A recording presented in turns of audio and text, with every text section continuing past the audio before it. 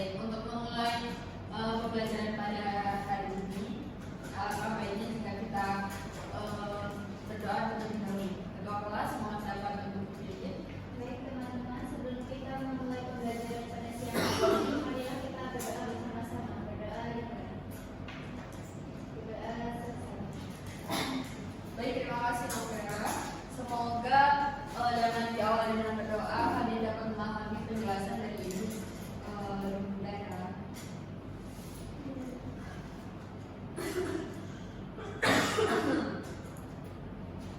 Baik, sebelum memulai materi pada pagi hari ini, minggu lalu kita sudah membahas mengenai materi memahami isi teks deskripsi.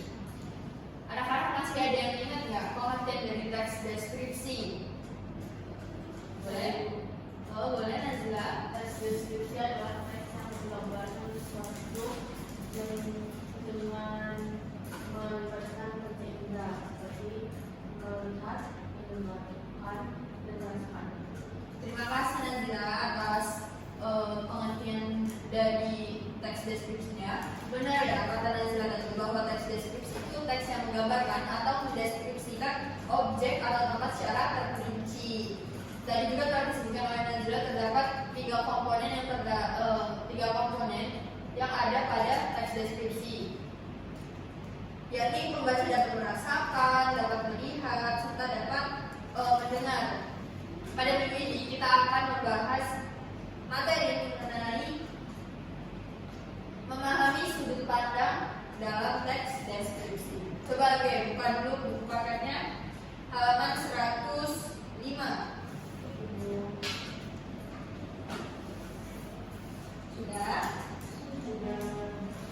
Jadi sudut pandang itu terdiri atas tiga macam. Yang pertama ada sudut pandang orang Pertama, orang kedua, orang ketiga.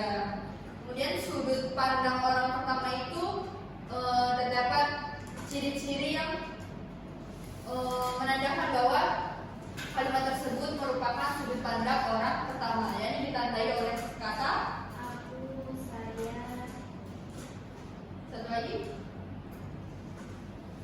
kami. Kami itu masuk ke dalam sudut pandang orang pertama. Kemudian sudut pandang orang kedua ada kamu, Anda. benar banget. Kemudian yang ketiga ada Dia, mereka, dia, ya. Baik, itu tadi ya macam-macam dari sudut pandang dalam teks deskripsi. Tidak cuma dalam teks deskripsi doang ya sebenarnya. Baik, itu tadi merupakan sudut pandang orang pertama, orang kedua, dan orang ketiga. Baik, tadi kita sudah bahas mengenai macam-macam sudut pandang. Kadang-kadang ada yang mengetahui pengertian dari sudut pandang itu apa sih? Ada yang bisa menyampaikan menurut pendapat anak-anak ini sudut pandang itu apa? Boleh Novera? Sudut pandang itu bagaimana cara penulis menyampaikan cerita. Boleh, itu menurut Novera. Mungkin ada menurut Gigi atau Nazila. Sudut pandang itu, pengertian dari sudut pandang itu apa?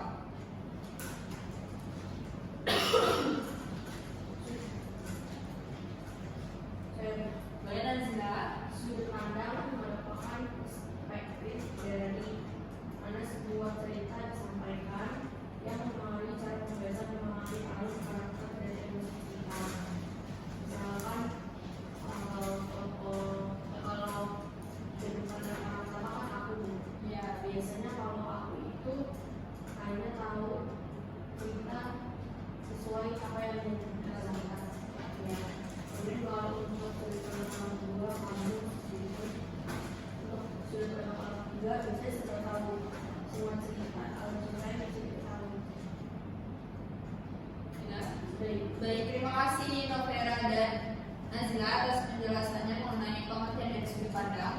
Jadi dapat kita simpulkan bahwa pengertian sudut pandang itu arah pandang seorang pengarang dalam menyampaikan sebuah cerita. Baik, pada halaman 111, anak-anak dapat membaca informasi tentang buku harian. Sudah dibuka? Sudah juga. Ibu beri waktu selama 10 menit untuk membaca informasi tentang buku harian tersebut. Baik Ibu. Jadi kalian tadi sudah membaca mengenai teks yang berjudul buku harian, deskripsi, refleksi, dan inspirasi. Pada lembar berikutnya, kalian dapat berlatih menulis teks deskripsi. Ibu akan membagi kelompok untuk anak-anak dapat mengerjakan soal yang telah Ibu siapkan. Jadi kalian dapat berkelompok yang berisikan 2 orang, yakni bisa dengan teman sekelompoknya.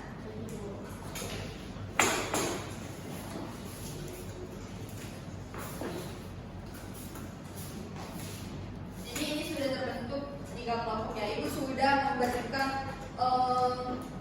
judul teks deskripsi yang kemudian akan kalian kerjakan, dan itu setiap kelompoknya itu berbeda-beda.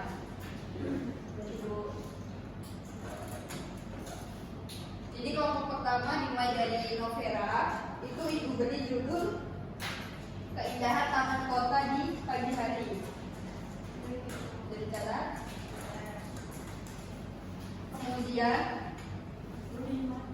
Kemudian untuk kelompok Nazila, judulnya itu Suasana Pasar Tradisional yang Ramai.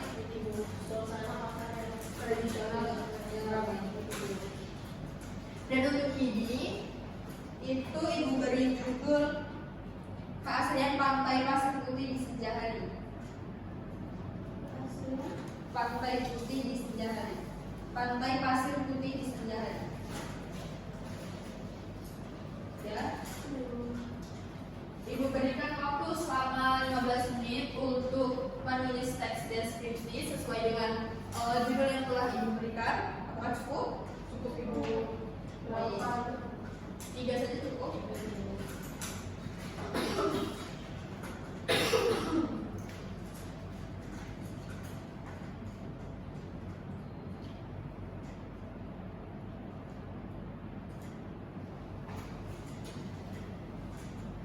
Bagaimana kamera? Apakah dapat terhadap kesulitan?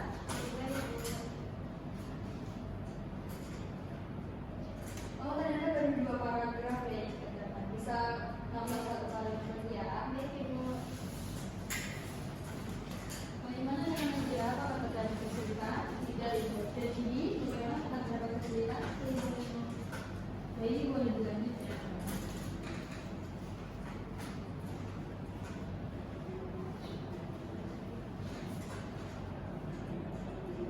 Baik, Ibu ingin kelompok ID boleh maju mempresentasikan hasil diskusinya mengenai menulis teks deskripsi yang berjudulkan Keaslian Pantai Pasir Putih di Senja Hari.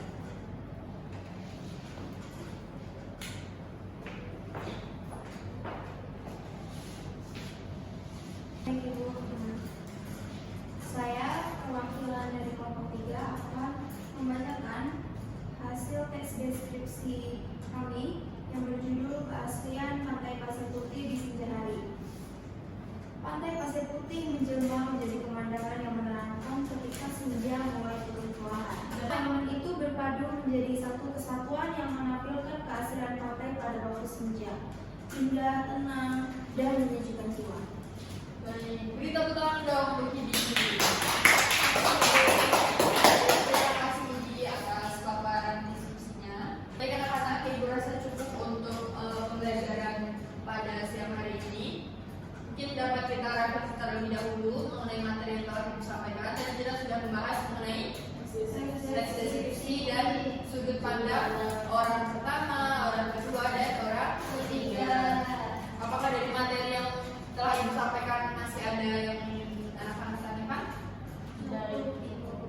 Tadi kita sudah membahas mengenai teks deskripsi. Coba anak-anak ada yang ingin menyebut menunjukkan konten dari teks deskripsi.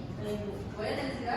Teks deskripsi adalah teks yang menggambarkan sebuah peristiwa maupun perasaan yang tertulis. Biasanya kalau jika pembaca sudah baca teks deskripsi tersebut, bisa merasakan, melihat maupun mendengar apa yang sudah dituliskan. Baik, terima kasih Nazila. Mungkin untuk materi sudut pandang ada yang ingin menyampaikan? Boleh Vera. Jadi tadi sudut pandang itu ada 3, sudut pandang orang pertama, sudut pandang orang kedua, dan sudut pandang orang ketiga. Kalau sudut pandang orang pertama itu kamu, aku, atau saya. Menggunakan kata.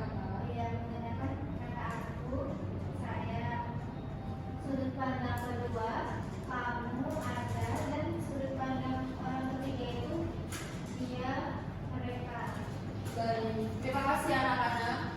Mungkin itu cukupkan untuk pembelajaran pada siang hari ini.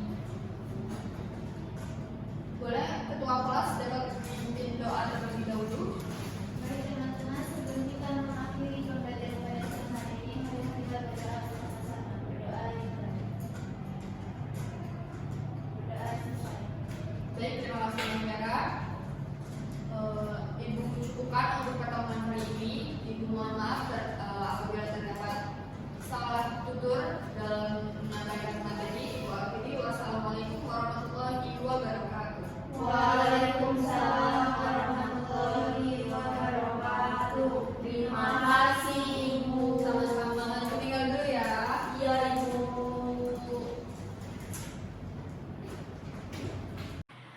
Assalamualaikum warahmatullahi wabarakatuh. Saya Nazila Zara dengan NPM 2313041030 sebagai observasi tulis dan observasi lisan.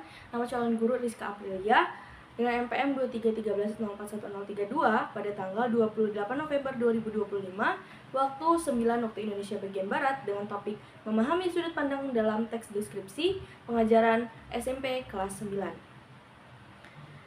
Adapun panduan observasi 8 mengajar kelompok kecil dan individual. Yang pertama adalah keterampilan berkomunikasi antar pribadi. A. Menunjukkan kehangatan. Keterangan ya. B. Menunjukkan kepekaan. Keterangan ya. C. Mendengarkan. Keterangan ya. D. Merespons. Keterangan ya. E. Membangun hubungan saling mengerti. Keterangan ya. F. Mendukung. Keterangan ya. G. Membantu. Keterangan ya. H. Mengerti perasaan. Keterangan ya. I. Menangani emosi siswa. Keterangan iya. Rizka Aprilia sebagai calon guru berusaha untuk berkomunikasi antar pribadi dengan murid dengan menunjukkan keterampilan berkomunikasi tadi. Kemudian, keterampilan merencanakan dan melaksanakan kegiatan belajar mengajar. A. Menetapkan tujuan. B. Merencanakan kegiatan. C. Memberi nasihat. Dan D. Membantu menilai. Untuk 4 poin tersebut, yang memenuhi dari Rizka Aprilia adalah menetapkan tujuan, merencanakan kegiatan, dan membantu menilai. Kemudian, terdapat rencana yang memadai pada kegiatan setiap orang, yaitu kegiatan tugas pada individu. Untuk penyediaan alat, hanya menggunakan buku cetak. Kemudian penyediaan sumber hanya bersumber dari buku cetak. Dan cara membantu siswa adalah dengan memberikan stimulus kepada siswa atau murid. Kemudian, cara pendekatan guru. A. Menyenangkan. Rizka Aprilia sebagai calon guru berusaha untuk membangun komunikasi kepada siswa dengan cara yang menyenangkan. Kemudian, menantang siswa untuk berpikir. Rizka Aprilia memberikan stimulus mengenai sudut pandang dalam teks deskripsi. Kemudian mendorong siswa untuk mengemukakan pendapatnya. Rizka Aprilia terlebih dahulu memberikan kesempatan kepada siswa untuk mengemukakan pendapatnya sesuai dengan motivasi dalam diri murid. Kemudian mendorong siswa untuk menyelesaikan tugasnya. Rizka Aprilia memberikan tanggung jawab kepada siswa untuk mengerjakan tugas secara kelompok, namun berkolaborasi dengan temannya, tetapi tetap ada tugas-tugas yang memang harus dipenuhi secara individu. Itulah tadi panduan observasi 8 mengajar kelompok kecil dan individual atas nama Rizka Aprilia. Terima kasih.